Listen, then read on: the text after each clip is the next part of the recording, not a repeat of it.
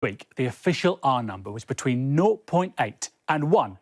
This week, it is between 0.7 and 1.1. In other words, the R has gone down and it's gone up. Things are, according to this, simultaneously getting worse and getting better. If this sounds a bit unclear, well, that's because the outbreak itself is not very clear right now. If you look at regional growth rates here, you see that in some areas, mainly in the north, the virus may actually be growing. That's what these dots up here mean.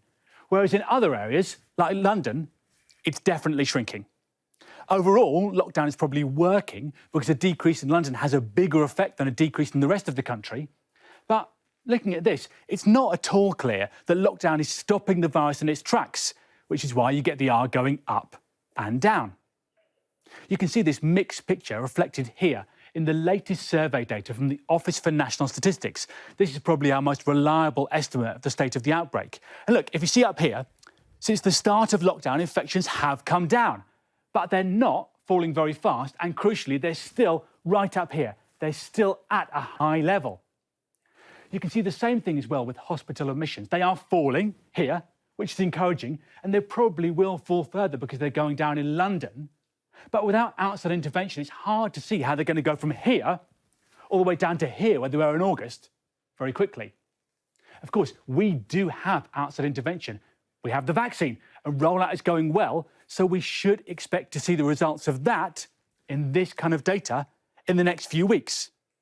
But in a way, what this data and all of the data we've seen today shows is just how reliant we are on the vaccine.